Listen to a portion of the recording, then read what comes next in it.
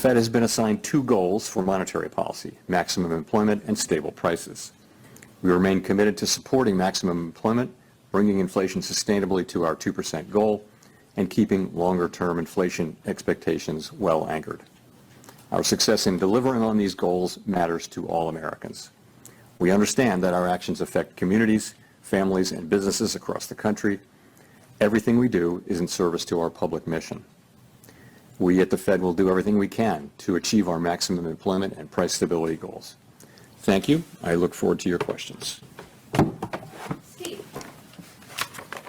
Steve Liesman, CNBC. Thank you, Mr. Chairman, for taking my question. A lot has happened since the last meeting. There's been tariffs put on, tariffs taken off, and meanwhile there's a bill advancing in Congress. And I just wonder if I could press you on the last part of your statement. Are you any closer now to deciding which side of the mandate is going to need urgent care first? Well, so as we noted in our statement, post-meeting statement, we've judged that the risks to higher employment and higher inflation have both risen. And this, by the way, of course, is compared to March.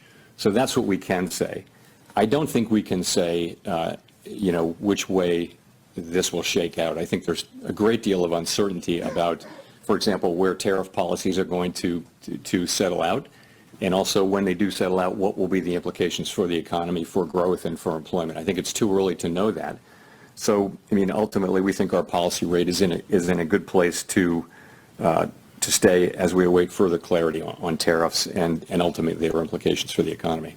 Hearing you describe what you're looking for in terms of being able to make a decision, it sounded like that's a long-term process before you sound like you're going to be comfortable, or the committee would be comfortable to act on what the data is telling you. I don't think we know. I think if you look where we are today, we have an economy that, if you look through, the sort of distortions in Q1 GDP, you've still got an economy that looks like it's growing at a solid pace. The labor market appears to be solid. Inflation is running just a bit above 2%. So it's an economy that's been resilient and is in good shape.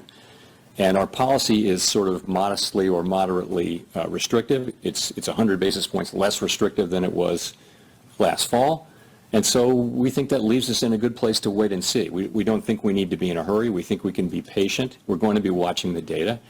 The data may move quickly or slowly, but we do think we're in a good position where we are to let things evolve and become clearer in terms of what should be the monetary policy response.